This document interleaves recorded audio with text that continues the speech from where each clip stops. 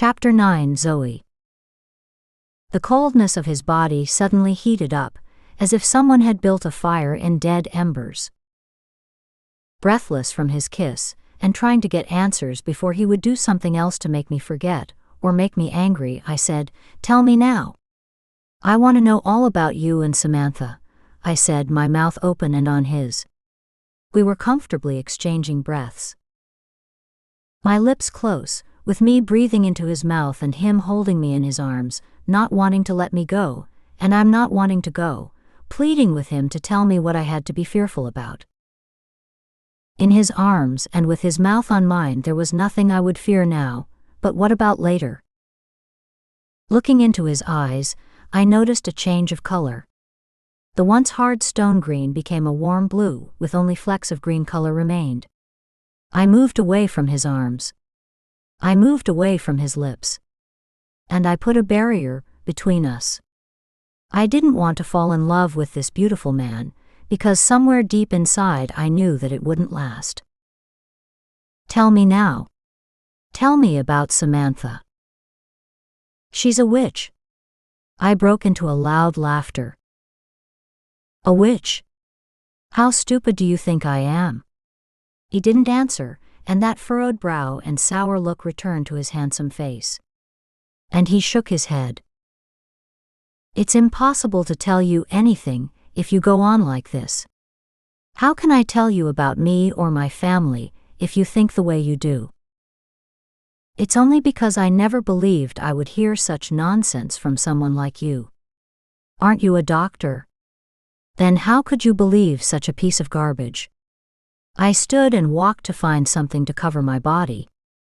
I opened the closet as if searching for a robe, and there was one. Surprised at how he had attended to detail, I tied the belt and slipped into a pair of slippers, and then pulled the towel from my body and let it drop. "I guess you thought about undergarments," I said, as if I was certain that he couldn't have bought them. I pulled open the drawer, and there lay panties and bras of every color scheme. Black, white, brown, green. I turned to him. "How did you know?" "You wore that size." "That's not hard. You are a size 6. Not quite as small as I had pictured you, but close enough." When I left the room to put on my panties, I returned to find Sebastian still sitting in the same place, as if he was a statue. I sat on the side of him. "Now tell me about that witch. Are you sure she isn't after you?" "She is after me." "I didn't expect you to be so revealing and upfront. I thought at least you would try to hide your girlfriend from me. Why would you take me away from my father and to this wilderness, and have your girlfriend come here to size me up?" "She isn't a girlfriend. You're right about one thing, she does want to possess me, but she can't. I won't let her." He placed his hand over mine. I calmed. I wanted to believe him, but it was hard. "She's a real witch," I said. "Now what is her real name?" I was being playful. "The kind that puts spells on people and kills them," he said. "I suppose she came to kill me." "Yes. She did. If you had eaten those brownies, you would have died." He finally got my attention, but I wasn't convinced yet. "Why are people trying to kill me?" "These are entities that aren't human. They are beyond anything human. There are things humans don't understand. Like you. You have refused to recognize what I'm trying to tell you. There are witches, males and females that walk among humans, and cast spells that can destroy humans or their loved ones. There are powerful sorcerers and werewolves, and even vampires. Now you're worrying me." "You should be worried. She's a witch of the highest order. She can cast spells over you and me. She can disappear and return. There are good witches, but she isn't one. It seems she has already cast a spell on you. Can't you take what I'm saying seriously? It may save your life," he said. He stood. "This is impossible. I knew you were too young to discuss this, and that you haven't seen enough in this world to expose you to this. It may be too late for both of us now that Samantha is bent on killing you. If she does that, then I won't have any choice but to track her down wherever she hides and kill her. Where are you going? I was just enjoying your fairy tales about witches and werewolves. I snickered and his face turned pale once more. Back to the hospital. I have patients to care for. This time of night? Everyone should be asleep in this town. We have hunters coming in who have been bitten by werewolves. I rolled my eyes at him. Did you say werewolves? You must have meant dogs? Yes. Dogs. That's what they want to hear. They don't want to know that they were attacked by a werewolf, just like you didn't want to hear about Samantha being a witch. When will you be back? Before the sun rises. He walked to the door leading to his bedroom and closed the door behind him. Nothing rang a bell with me. I waited until I heard him open and close the front door and heard the car motor turn over, and I watched out the window as the car drove away. This was a great time to see what he was hiding in his room. I tiptoed to the door, as if I thought someone was watching or I might get caught. But how could I, when there was no way for him to get back without me hearing him? Biting my fingernails, I opened the door to his room. A big empty room with only a piano. But there must be more. I wondered, where does he sleep? No bed. What the fuck is this? And then I let my mind construct an excuse. He likes to rough it. He sleeps on the floor. He looks the type, I said as I crept to the large double-door closet. I wish my closet was that large, I murmured carelessly as I opened it up. There isn't anything inside, I said with a careless look. Nothing but one black suit, black pants, and black shirts. I let my fingers trail over them. I need to go shopping and buy him something with color. He's taking this a little too far. Look at this. This wardrobe looks like something from the 18th century, I murmured as if I would know what they wore. I almost failed history if it wasn't for a tutor. Well, he wants me to act like a doctor's wife, then I'll show him. I turned with a smile, and that's when something caught my eye. There were several drawers built inside the closet, next to it shelves, with his shoes and boots lined up neatly.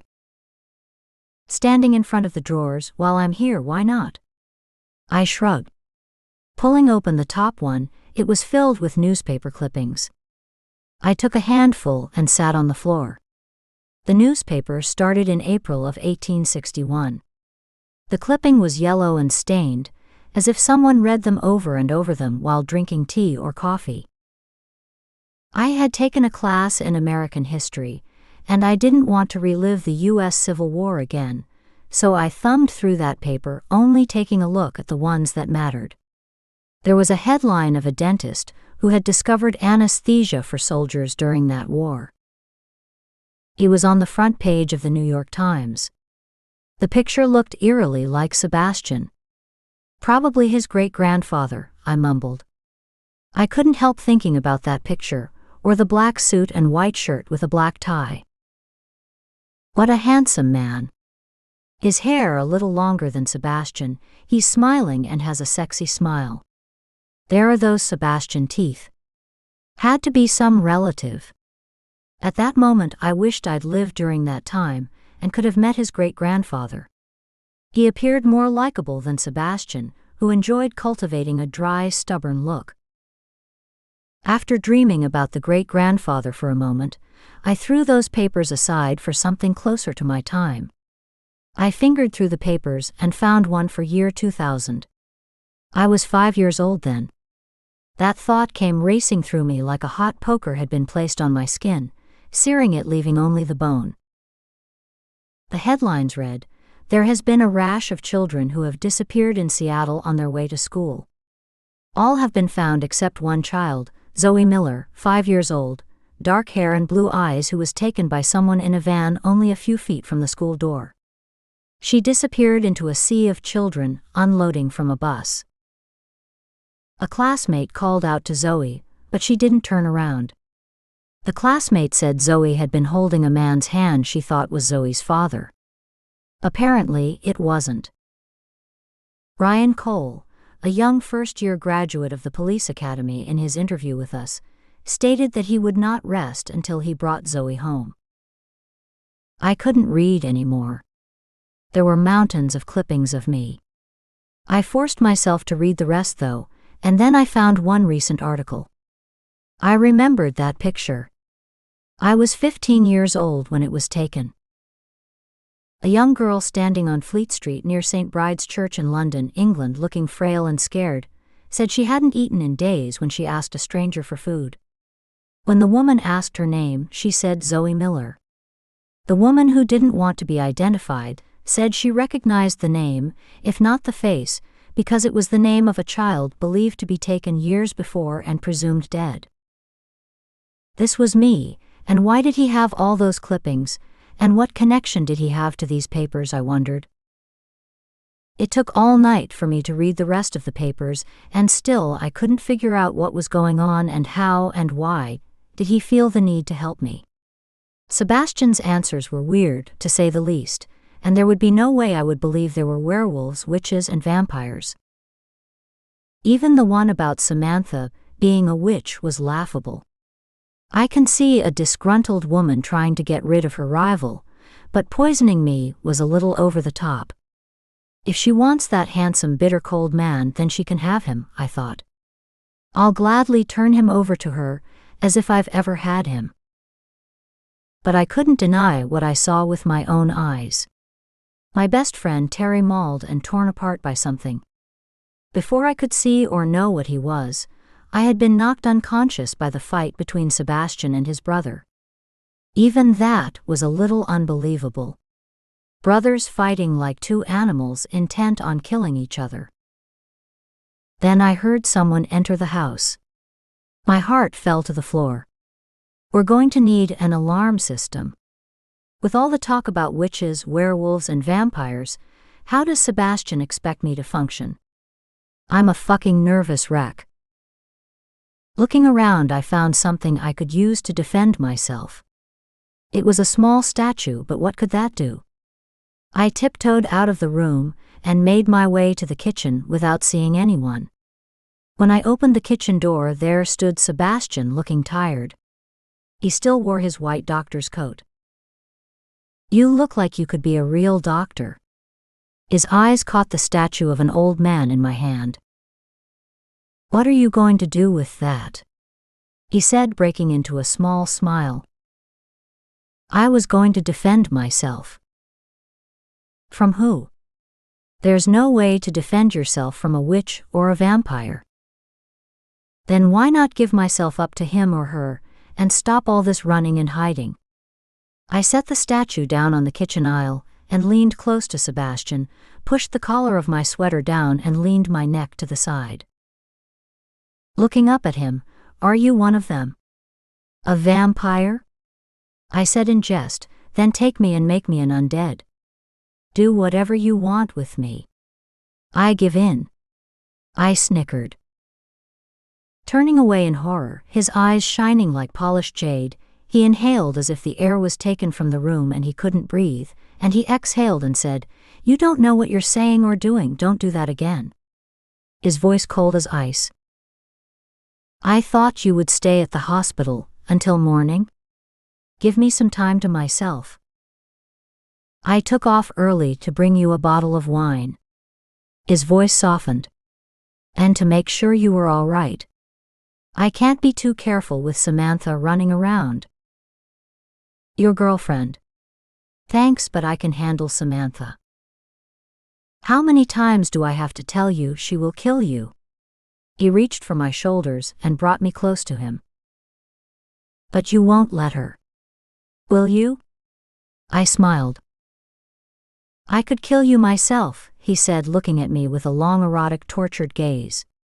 The sound of his voice, a broken whisper, a sensual rasp of excitement, which made me tremble with anticipation in his arms. Staring back at him, I had to admit to the attraction I felt for him, and his for me. I didn't want to acknowledge that this man thrilled me and filled me with desire. Go ahead. It would be better than dying of boredom in this fucking place, I said, and turned my back on him to reach for the wine. I needed to get some space between us. He placed his hands over my hand and looked at me as he turned me around. Say you don't want me to kill you. I don't want you to kill me. Does that make you happy? He let my hand go. We stood looking at each other. What now? I said. Nothing, he said. And he turned to walk away, and then he turned back as if he had a second thought, to meet my eyes. What? I said. Marry me. Are you out of your mind? I don't want to marry anyone. Well, not yet. But I do know this handsome guy in school I might want to fuck. His hands tightened on me. You're hurting me, I said. He released me quickly and looked at me as if he had injured me. I walked around to get the wine opener. Turning to him, I said with a smirk, Are you jealous? You have to be in love to be jealous, he said. And I threw the opener at him. He caught it. Some reflex, I thought. His gaze never left mine, and he walked around and held me again. Why are you angry? Did you want me to be jealous when you made that remark? Why do you have to say those things to me? One day you will go too far, he said, his voice heated and simmering with unrestrained passion as his eyes met mine. I couldn't control my heartbeat. I couldn't control my need to be held. I couldn't control my attraction to him. His body close to mine where I could feel his coldness because we melded together and I gave him my heat. He leaned, giving me a heart-stopping kiss. The kind that made my body shudder. I lay my head to the side, and before I knew anything, he lifted me in his arms and was climbed the stairs 2 or 3 steps at a time. Chapter 10. Sebastian. Zoey took nothing serious. Maybe it was because of her youth. I should have turned her when I had a chance, but she was too young. She was only 15 when R wanted to change her. I saw what he had done to the younger girls when they became teens, and so I took her and fled with her. We hid out in Spain and Italy for a while, but all she had known was my family. And many nights she cried herself to sleep. I know she thought I was cruel for separating her again from a family she thought she loved. But she knew nothing of what was waiting for her. My mother and father and brothers, and one of them would have eventually turned her into a lifeless creature where they could control her forever. I could never see her like that because she was too warm and full of life, but that was the future of all the children who walked through my father's house. They were to be changed after they reached 18. I thought of those days when I laid her across her bed as I helped her disrobe. I looked down at her. Her body supple, warm, and youthful. Her skin flawless. Her mouth slightly parted where I could hear her breathe. Zoey was a beautiful living being, and I envied her. I needed her. She reminded me of all that was innocent in the world, and that life was precious, and there was no way I could take it from her. The darkness in the room masked the cold white of my skin. But it would be sunlight soon. Tell me you want me as much as I want you. I asked her. I needed to hear her voice, her affection for me. I think I want you more than you want me, she said as I leaned down to kiss her soft lips. Her lips swollen and red with lust. Her eyes warm and trusting. And her neck. It took all my control to kiss it without plunging my fangs into her. Maybe I could just taste her sweet blood, I thought. I wouldn't draw more than I need to satisfy my need for her. I couldn't trust myself. It had been years since I tasted and savored the blood of a human I loved and wanted so much. The last time I tried at the insistence of the woman I met and thought I loved the rapture of her blood overcame me, and I didn't want to stop feeding, and I didn't stop until it was too late. I see her eyes now. It went from bright to exciting.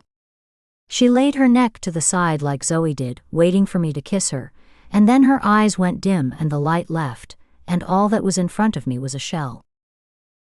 Had I stopped at one point, she would have been like me, and even then I could have lived with what I had done, but the smell of her sweet blood sent me into a feeding frenzy, where I had no control. That's why I will never tempt myself again, especially with Zoey. I smelled Zoey's body and my want and need swelled within me. I touched her soft hair and sniffed it as I closed my eyes, remembering how she grew into the woman I know today, and how much I want her now. Raking my fingers through her scented washed hair, the sweet fragrance of fresh rainwater and roses took me back. I closed my eyes, and I see her as a teenager sitting in front of her parents' house. I remember that spring day, and the smell of the air. And I remember what it felt like to be a young man in love, when I saw her as a young woman. It's like that now with her. Would it be terrible if I were to lay with you like this for a lifetime, and never want to leave you? I asked Zoey. She turned and pushed her leg across me, and lay on top of me naked. The feeling of lust and then love claimed my thoughts and then my body. How are you going to love me if you're fully clothed? She said, and she helped me take off my shirt. And then my shoes and pants. I lay there bare, with her watching intently at me. You're so pale. You need some sun, she said, trailing her finger across my chest and up to my mouth. I took her finger into my mouth, and she pulled it out and placed her lips where her finger once lay. Then she kissed my chest and kissed my mouth, her lips closing on mine. I smelled her fresh breath and kissed her with the passion and hunger I reserved for only her. My tongue in her mouth, my breathing hard and my need ready to burst. She was taking everything from me, as if she was the vampire. She owned me, my soul and my body. I could never be the same from the time she walked into my life. But now how could I explain to her what I am, and that my life is long and hers will be short? And if I don't change her, then I will have to spend an eternity without her love. You are the only woman I've ever loved.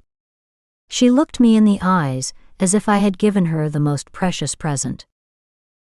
No man has ever said that to me. You love me? She questioned with a small voice. You are the first. No, and she giggled.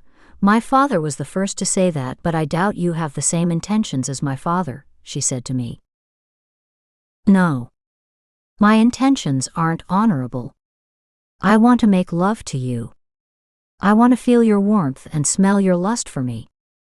I gently turned her on her back and lay over her. I wanted to hear her tell me she loved me too, but she didn't say it then. But I could wait.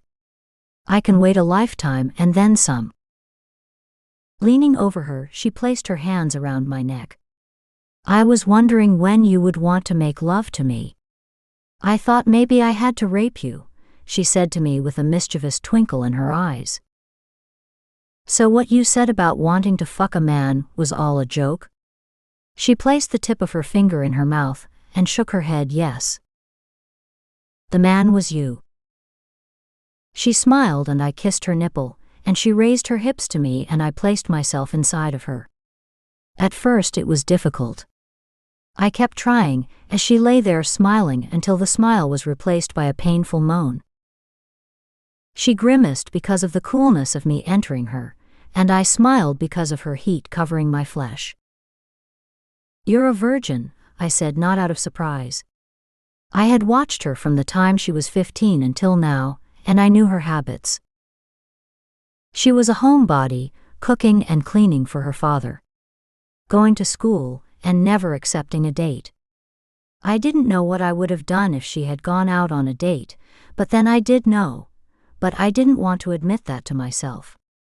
I couldn't have her, and I didn't want anyone else with her. What would I have done if she didn't end up here with me? I didn't want to think about that, so I placed those thoughts away, with the rest of all the thoughts of hundreds of years crowding my tormented mind, because today I have beautiful memories to add to them. I was hoping I didn't stay a virgin forever. Who wants to be an old maid? You know that expression? I asked. Some things are universal. She kissed me and I felt her heart beat wildly. You're no longer a virgin, I said. Remember what happens to a virgin. I had to control myself more now than ever, since the smell of her sweet blood could make me wild with bloodlust. You're the culprit, she said, kissing me and bearing down on my hips, pushing me farther into her. And now you have to make me an honest woman. She smiled and somehow I knew she was kidding. We were two people who needed each other for warmth and love. She needed my protection, and I needed everything she had to offer, whether it was a lot or just this one night to be with her until the sun came, and I had to enter into my room and sleep alone. But I wanted to sleep with her. I wanted to sleep with Zoey for all of eternity. Zoey's tongue moved across her mouth, her eyes shut, her head to the side as I kissed her neck. Her scent was overpowering as I merged my body into hers, and she raised her hips to meet me. I sucked her neck and concentrated so that I didn't make a mistake and draw blood. Once I did, I may not be able to control myself, and I needed control. As I fell deep into her, I felt her warmth, I felt her love course through me. I knew then what it felt like to be human again. I wanted this feeling, I desired this feeling over all the years of waiting for her. I sought this feeling from her, and now that I have it, I can't let it go. I can't let her go. I can't live without her. When my orgasm came, it was like the breaking of light over my body. I wanted to scream, not from pain, but from the joy of knowing that I had found love. That I had found what I had been searching for all these hundreds of years.